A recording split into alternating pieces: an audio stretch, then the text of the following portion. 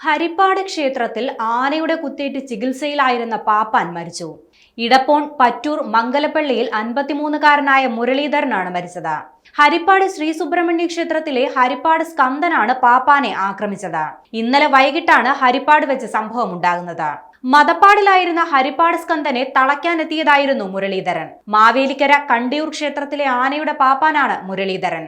മതപ്പാടിലായിരുന്ന ആന 2 പേരെയാണ് ആക്രമിച്ചത്. രണ്ടാം പാപ്പൻ കരുനാഗപ്പള്ളി സ്വദേശി മണികണ്ഠനെയാണ് ആദ്യം കുത്തിയത്. ഇയാൾ നിലവിൽ ഗുരുതരാവസ്ഥയിൽ ചികിത്സയിൽ തുടരുകയാണ്.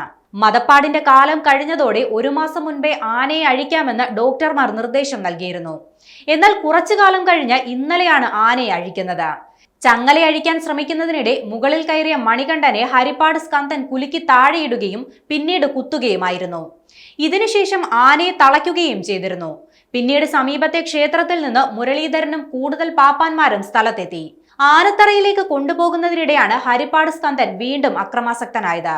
മുകളിലിരുന്ന മുരളീധരനെ സമാന രീതിയിൽ കുലുക്കി താഴെയിട്ട് കുത്തുകയായിരുന്നു. അതീവ ഗുരുതരമായി പരിക്കേറ്റ മുരളീധരനെ തിരുവല്ലയിലെ ആശുപത്രിയിൽ പ്രവേശിപ്പിച്ചു. ചികിത്സയിൽ കഴിയുന്നതിനിടെയാണ് മുരളീധരൻ മരിക്കുന്നത്.